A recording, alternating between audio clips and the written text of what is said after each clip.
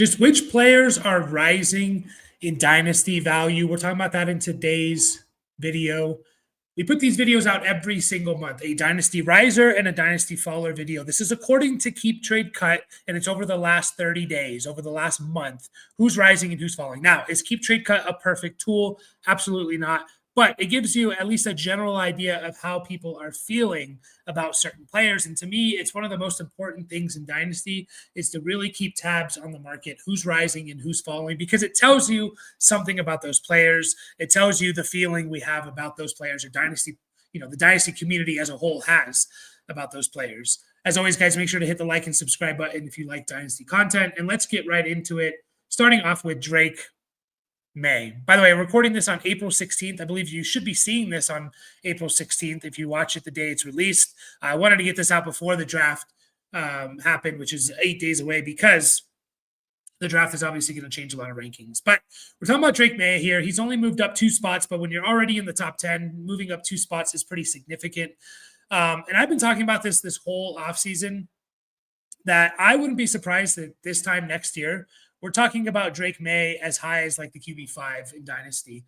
I don't think he's going to be able to supplant guys like Josh Allen, Jaden Daniels, Lamar Jackson, and even Jalen Hurts, just because of their rushing ability. And I don't expect those guys to fall off in 2025. I do think he can get past the guys ahead of him, like Caleb Williams, Patrick Mahomes, and even Joe Burrow. And I know that sounds a little crazy, but it's because of his rushing ability. And Drake May, to me, has legitimate rushing upside. Like, it's different for if you rush for 350 or 400 yards versus Drake May in his games where he started last year. I think was on pace for a 17 game pace of over 650 rushing yards. That's like Josh Allen type rushing yard production. Now, do I think he's going to rush for 27 touchdowns, which Josh Allen has over the last 2 years? I don't.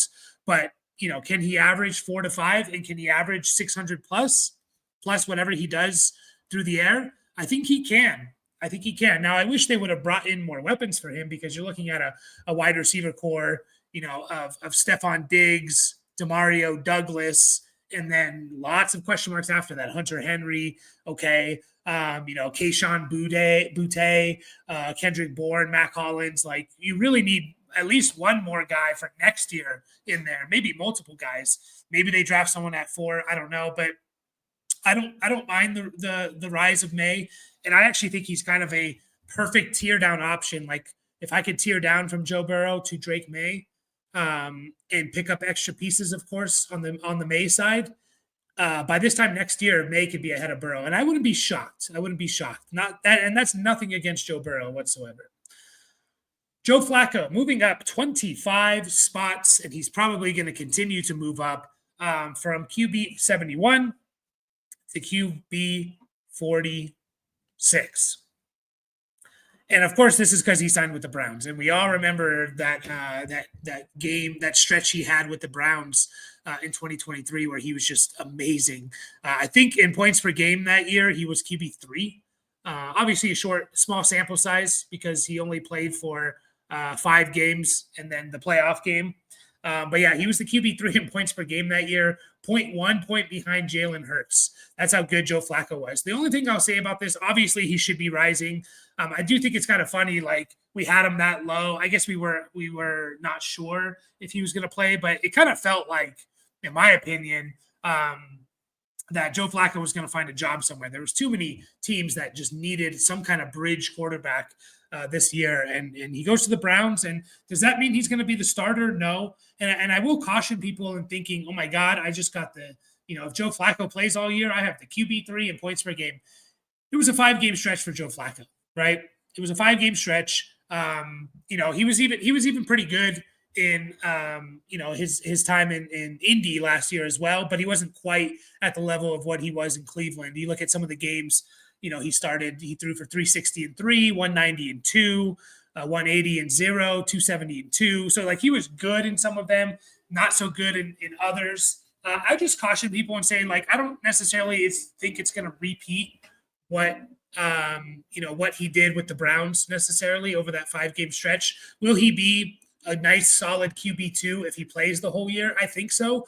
I just don't know if he's going to be like top 5 quarterback. I would caution people if that's kind of what they're expecting. And if you could trade him, to anyone that thinks he's potentially going to be, a 1 year but top 7 quarterback, I would trade him and just get the value of that right away. So we'll see. I'm not even sure it guarantees that he starts the entire year. They didn't really pay him starter money, which I guess you don't have to for how old he is.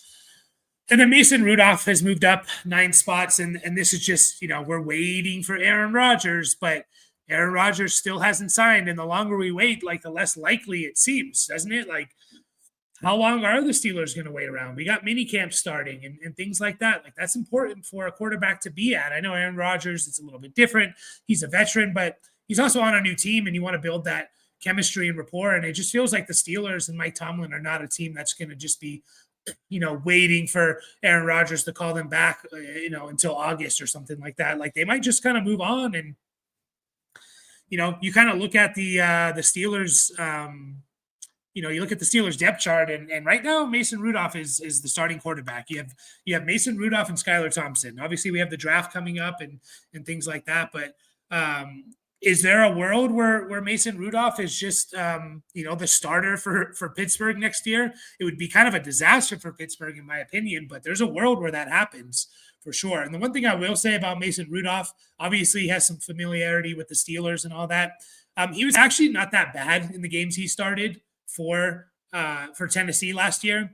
Here's his games: 215-1, 266-1, 240-2, 250-2, 200-1. And then he had another game where he technically didn't start but played most of the game, and he threw for 202. So, like, in the games where he played a majority of the games, he had basically 6 games where he started, and in those 6 games, he threw for 9 touchdowns.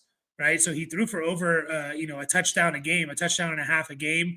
And he probably averaged right around 240 passing yards. Like, that's decent production there. If you're giving me 240 passing yards, 240 passing yards a game and a touchdown and a half, like, that's over 4,000 passing yards and, 25, 26 touchdowns, I believe. That's going to be like super flex worthy to put in QB3 stuff. So just sneaky under the radar, maybe just if, trade for him on the low, assuming the person that has him thinks like, oh, Aaron Rodgers is going to sign there anyways. Into the running backs we go. And real quick, I just want to shout out a little something. Join our Discord. It's free to join. Link is in the description. We're doing a giveaway. We're giving away a free team review. We're going to draw the name after the first round of the NFL draft. We're going to go live. We're going to do some live rookie mock drafts. Join us for that. And we're going to be doing those. We're going to draw a name at the end of that live stream, and the winner will get a free team review. I think there's only about 20 people entered as of now. So, like, you have a pretty good chance of winning.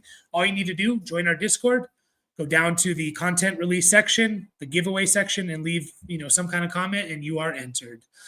Talking about Bucky Irving here. My question for you guys is, obviously, Bucky Irving's awesome. He's moving up. Now he's technically the RB6 now. Things change.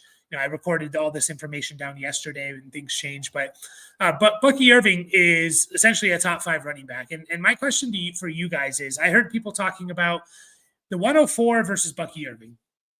And what would you take on that side? And I'm curious, leave a comment and tell me what side would you want, just straight up Bucky Irving in the 104. Just a pretty standard, a standard either half PPR or PPR league. No, super flex, half PPR or PPR league. No, let's just say no heavy tight end premium or anything like that. I actually have an inbox offer right now where it's Bucky Irving for the 104. We just did our startup, right? I kind of lean towards, I think Bucky Irving's actually worth the 103. It gets interesting to me because, like, let's just say the rookie draft plays out as Ashton Genty, Omarion Hampton, and Cam Ward. So the 104, if we don't include Travis Hunter, which maybe we should, but let's just say right now we don't know, and Travis Hunter goes a little bit later, you're looking at Ted McMillan versus Bucky Irving. I'll take Bucky. Maybe you're looking at Travion Henderson or Quinshon Judkins versus Bucky. And honestly, I'll probably take Bucky Irving because what he did last year was incredible. And, if Quinshon Judkins and Travion Henderson did that year one, I would be over the moon, and I'm giving that up in Bucky. So even the 103, it feels a little bit of a lateral move to me. I'd maybe want something on top, and I would probably just keep Bucky at that point, thinking it's a little bit more lateral. But like Bucky Irving was awesome, guys. He averaged 5.4 yards a carry behind the same offensive line that Rashad White did. He averaged 8.3 yards per reception, by the way. That's pretty elite stuff. If you average over 8 yards per reception, that's really good for a running back. Like the elite pass catching running backs are like generally over 8.5 to 9. Christian McCaffrey, Austin Eckler, those are the two that come to mind over the last couple of years.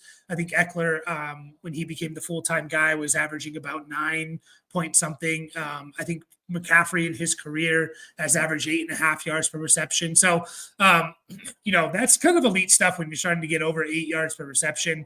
And my question is, like, if Bucky Irving was a third-round pick, if Bucky Irving was a second-round pick, would we have any doubt? I know there's some doubters out there. Would we have any doubt as to, is this real or not? Right? If Jonathan Brooks did this last year, Jonathan Brooks would easily be top 5, and I think he'd be worth more than the 104. Right? People would not be wanting to give him up just because of draft capital. So I think Bucky Irving's awesome. I don't even think they've tapped in completely into his his reception ability. And I think he's a really, really talented receiver. And so I think it's just an interesting conversation with Bucky. I'm always going to listen when I see a running back as high as like a top 5 running back, because they're kind of at their peak essentially. Right. But I think it's very, very interesting. I mean, we have a 22-year-old who's coming off a year where he put up over 1,500 yards, 8 touchdowns, almost 50 catches. By the way, he only averaged 10 touches a game his first 5 games. So, in PPR last year, Bucky Irving in total points was the RB 13. In points per game, he was the RB 19. If you take it from week 6 onward, from week 1 to 5, he averaged 10 touches a game. From week 6 onwards, he averaged 17 touches a game. From that point, when he was averaging 17 touches a game, he was the RB 8 in total points and the RB 10 in points per game in PPR. He was awesome. He was awesome. So let me know in the comments what you think there. Cam Skattebo, our only rookie on the list here, I believe, for the running backs at least, is moving up here. And I just want a quick little thing about Cam Skattebo and why I'm higher on Cam Skattebo. Either you're pretty high on Skattebo or you're kind of low on him.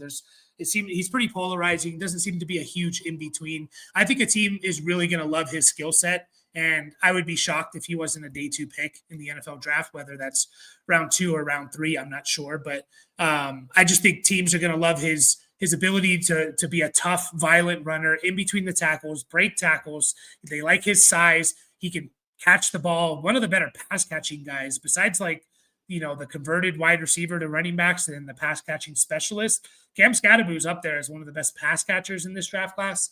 I think he can pass block. I think he needs to work on it, but I do think he can pass block, and he has the willingness to do it. So Cam Skattebo is moving up, and what I'll say about him, another reason why I like him, if he goes to like the Steelers in round 3, he's going to shoot up in value. People are just the story behind Cam Skattebo will be like, oh my God, like the Steelers running back, and this is Pittsburgh football. Like, you got to think about the narrative about these players, because that influences Dynasty rankings. There's players that the Dynasty community just tends to like, the profile of the player, the team they're on, whatever it is, and that influences rankings. Whether it should or not, it does. And we need to acknowledge that a little bit, which is why I try to take that into account. And I don't just base it off of who I believe is better all the time. I try to base it off of, well, the Dynasty community will like this player, So Skattebo, or think about if he comes out in preseason and starts running over second stringers like he'll probably do in the preseason, he's going to shoot up in value. So Cam Skattebo rising a little bit, which kind of gives you a good idea of like, okay, people are kind of buying into him just a little bit. Ramondre Stevenson from RB41 to RB37. And this is an interesting one because I think we all feel like Ramondre Stevenson is going to get replaced by one of these rookie running backs, right? We all have this feeling that it's going to happen. It's not Mike Vrabel's guy and blah, blah, blah. Maybe that's true. But what if he just doesn't? What if the Patriots don't draft anyone in the first 3 rounds, right? I mean, they're picking at 4th overall. They could take Ashton Genty. I don't think it's like out of the realm of possibility. But at the same time, I would be a little surprised if they did. and then they have to, circle back and take someone early second round. But what if someone there that they, what if Genty goes, Omarion Hampton goes, and Travion Henderson goes, and they're not, they don't like Quinshon Judkins or whatever. Are they going to take someone there? So, like, I think we're assuming it's going to happen, but I don't think it's a guarantee necessarily. I would be a little surprised if they didn't take a running back in the top 3 rounds. But at the same time, like, I think Ramondre is still going to have some value here, even if they do draft someone, unless it is a guy like Genty or Hampton or something in the early second round. I think there's going to be some value here with Ramondre potentially. And so I don't mind the rise. I think he's kind of where he should be. That being said, like, Ramondre Stevenson last year, he in points per game, this is in PPR, he was the RB28. I know that, like, it's not great, but also I feel like we thought he was a lot worse. I mean, he had almost 1,000 total yards, 8 touchdowns, 30 plus catches. We've seen a 70 catch season from him before, and things like that. Is he this amazing player? Not necessarily, but like RB28 in points per game. By the way, he had 2 games where he had 0.3 and 0.1. Looking at the the snap percentage and things like that, double check that and kind of see what happened in those games. So it was week 3, and he seemingly played 46% of the snaps. So I don't know if he got hurt there. And then week 15, where he had 1 carry. So I don't remember exactly what happened in those games, but if you take those games out, which I know it's, you can't just take those games out because they happened and people started him and stuff, but at least it gives you a better picture of, maybe how he performed if we take out a couple of those outlier games or games where he left, early. Ramondre Stevenson, wasn't as bad as maybe we think, right? If we take those games out, right? He played in, let's see here. He played in 15 games. If we take those 2 games out, he actually averaged 13 and a half PPR points per game, which would have been good for RB21 in points per game. So just something to think about there with Ramondre Stevenson. I think he's appropriately ranked, but man, he's going to shoot up more if the Patriots don't take a running back. Jordan Mason, moving up from 50 to 34. And obviously this is because he's going to the Vikings and they're talking about using him at the goal line and stuff like that. And I understand the rise. I get it. I think Jordan Mason's a nice running back. I don't think he's an amazing running back. Like, yeah, he averaged over 5 yards a carry, in the San Francisco system. And I do like the Minnesota system. I don't see Aaron Jones going away. And I actually think Jordan Mason coming is probably a good thing for Aaron Jones, because we don't want Aaron Jones with over 300 touches. We want Aaron Jones with like maybe 220 touches in a 15 games. Like, give me 15 touches a game for Aaron Jones and I'll be happy, right? Because I think he's going to be good with it. So, I mean, Jordan Mason to me is a high-end backup. Maybe he has start potential in deeper leagues with a healthy Aaron Jones. I'd be a little bit surprised if he did, but people are starting to rank him a little bit higher. And don't forget as well, I know they signed him to a contract and stuff, but they still have, Ty Chandler's still there. I don't think Cam Akers is there anymore. So I get the rise for Jordan Mason. I'm a little bit hesitant on if he's going to be a start-worthy piece. He'll need those goal line carries because I don't think he's going to get the catches. Isaac Guerendo from 47 to 43, moving up a little bit, and he definitely should be moving up in my opinion. I mean, I think there's a very good chance that they use Guerendo. Like how people are viewing Jordan Mason alongside Aaron Jones is, I think, what people should view Isaac Guerendo alongside Christian McCaffrey. I know we've thought that before and stuff like that, but also like the 49ers had a weird offseason where like it feels like they're doing a soft rebuild. And is Christian McCaffrey really in your plans if you're doing a 1-year rebuild? Now, they could definitely not be doing a 1-year rebuild, but like, is a 29-year-old, which is what Christian McCaffrey will be, a 29-year-old running back really in your plans if you're playing for 2026? And again, they might not even be playing for – obviously, they're going to try and win, but they might be taking this approach of a soft rebuild type of thing. So is like Christian McCaffrey, if the 49ers in October are just not looking good. They're below 500. Is Christian McCaffrey a sneaky trade candidate? Just keep an eye on that, and then that would make Isaac Guerrero awesome. So I think I would have Isaac Guerrero over Jordan Mason, which he's actually almost 10 spots lower than him, for just the idea. I think he's a better running back in general because I think he can catch the ball a little bit more. And I think he has a better chance to be relevant without their starter going down, and then even more relevant if the starter does go down. Into some wide receivers here. Travis Hunter is moving up from 33 to 22. He's a very interesting one. I'm seeing him go on our rookie drafts that we do. By the way, join us with our live rookie drafts. Our rookie drafts that we do, Travis Hunter is like a lot of times going in the top half of the first round now. Most of the time he was going late first, early second, and he wasn't falling past there. But I think with this idea that the Browns are going to take him, they are talking up his receiving ability. Also the Browns need receivers. They have Jerry Jeudy, Cedric Tillman, and Michael Woods is their wide receiver 3. And now Joe Flacco on the team. Like, people are excited about Travis Hunter, and I think that for most leagues, in Superflex leagues, you're going to have to be in the top 6 if you want Travis Hunter. I truly believe that. Now, my only worry about him, and I'm not going to argue against anyone that wants to take him as high as the 103 or 104. That's how good I think this guy is. My only issue with him is I think it's next to impossible that a team doesn't utilize the two-way, offensive and defensive, side of the ball. Like, I think they have to use him on both sides. I think he wants to play both ways. And I think that's why, just think of, at the very least, think of the media attention you're going to get, right? Like, I don't think they're going to play him like they did in college because the NFL is more physical and, they play more games as well. But does that move him from like an 80% snap share guy on offense to a 60%? And then they use him on defense 30% of the time, right? I don't think they're going to want to use him 90 and even 30%, right? 90% on offense, 30% on defense. I think if they are going to use him at times on defense, whether that's 15, 20, 30, I have no idea. I think that's going to bring his offensive snap share down, and he could still be good. It just might be a little bit inconsistent. That's my fear.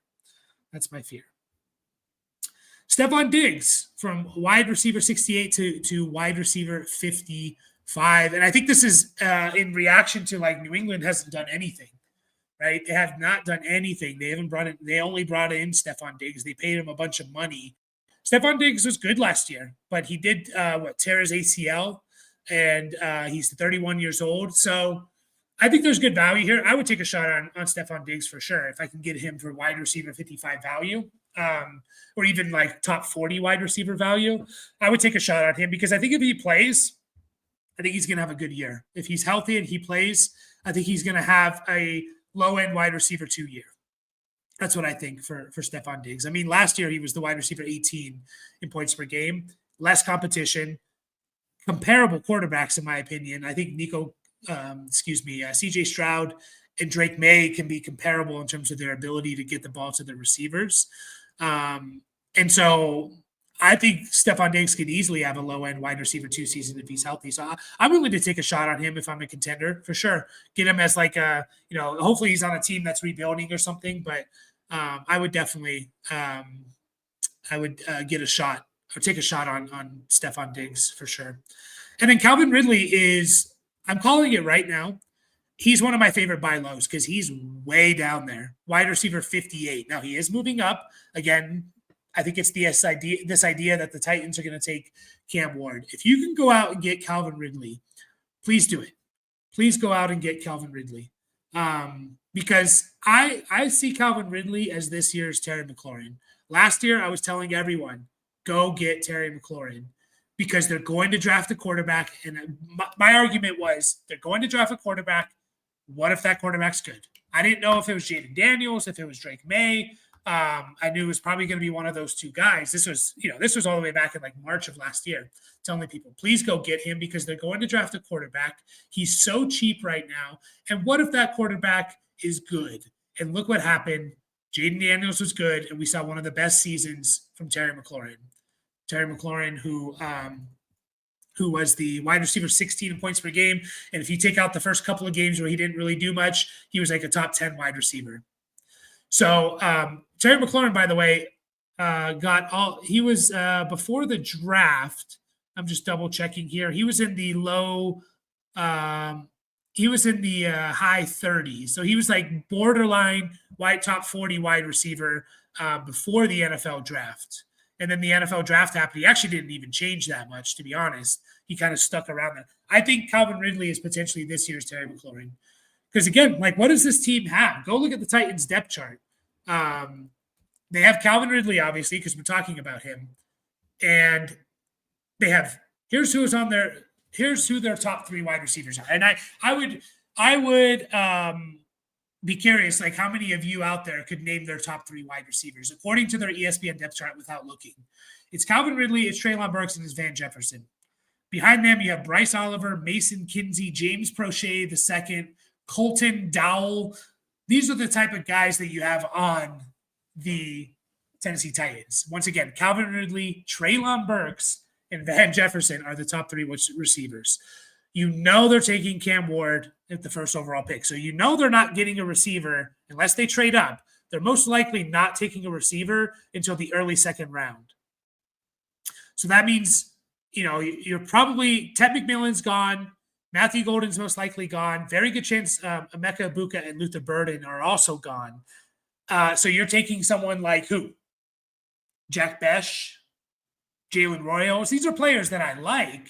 He's taking a shot on Cam Ward's ex-college teammate, Kyle Williams. These are players that I like, but I don't think they're just going to come in and necessarily supplant Calvin Ridley. So I just think that Calvin Ridley, just like Terry McLaurin last year, could actually be pretty damn good for fantasy this year. By the way, Calvin Ridley, I know he was very inconsistent, but he did have a stretch there over that second half of the season where he was actually pretty good. I think it was like from week 7 onwards for Calvin Ridley. I'm just going to double check here. Calvin Ridley, it was week 8. So it was basically the second half of the season. Calvin Ridley was a top 20 in total points wide receiver. And that was with Will Levis and Mason Rudolph, right? Like, what if Cam Ward's just good? So go out and get Calvin Ridley. He's one of my favorite buy lows because he's just like dirt cheap. I mean, if we look at, I'm gonna do this right now, even though we're recording a video. Like, let's see Calvin Ridley, what keep trade cut, again, not a perfect tool whatsoever, what pick they say Ridley is worth. So the 207, they say heavily favors the 207 side. The 210, they say they're saying that Calvin Ridley is like the 301. That's what the trade calculator of Keep Trade Cut says. Now, that's not reality in my opinion, but I have Ridley as high as like an early second round pick in this year's draft. Go out and get him. I know he's older, but I don't really care if he gives me top 15, top 20 production, and I'm buying him at, not even top 50 wide receiver value. Into some tight ends here, just really quickly. Cole Kmet from 19 to 17. Cole Kmet's one of my favorite tear down options here at the tight end position because I think he's actually going to be really good. I know there's kind of a crowded receiving room there, but obviously tight ends don't need to do as much. The bar's lower for them. And I just think that offense is going to be really good. And Cole Kmet has a pretty good chance at catching 8+ touchdowns and then still putting up similar numbers to what he has in his career. So I think Cole Kmet's one of my favorite tear down targets for sure. I'm tearing off of guys like Tucker Kraft, Kyle Pitts, if you can. I don't even know if you can. Even guys like David Njoku and Dalton Kincaid. I'll tear down to Cole Kmet and get extra pieces and be happy with Cole Kmet, potentially low-end tight end 1 numbers next year. Travis Kelce, moving up. I do think it's kind of crazy that Travis Kelce's this low. I know he's old and stuff like that. Like, I know he's basically going to be 36, I believe. 35, 36 this year. The guy still caught 97 passes last year.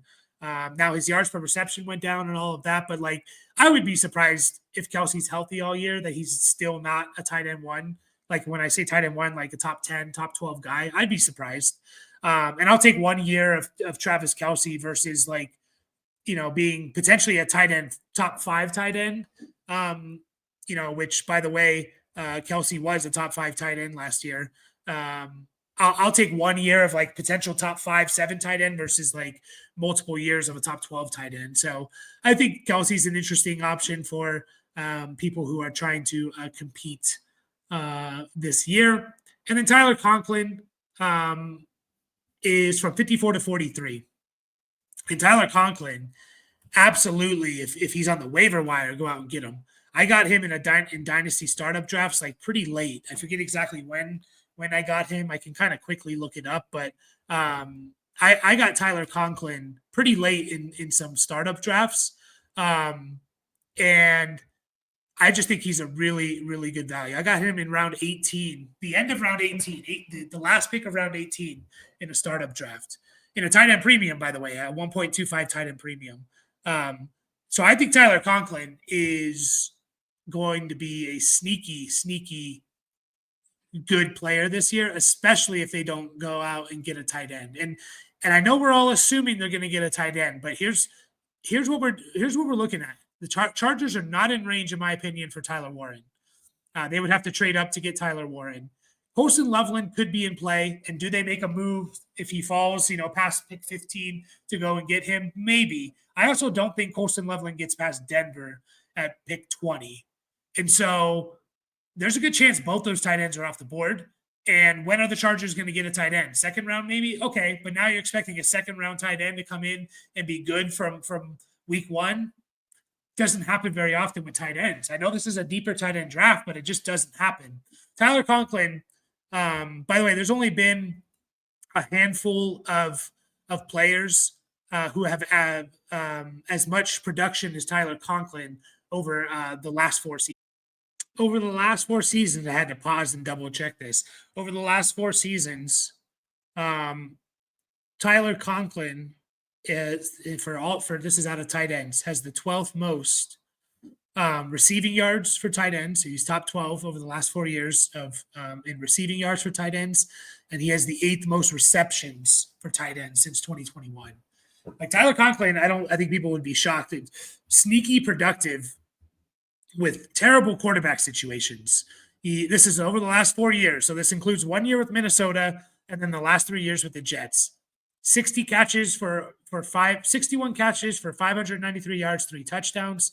58 catches for 552 yards, 3 touchdowns. 61 catches for 621 yards and 0 touchdowns.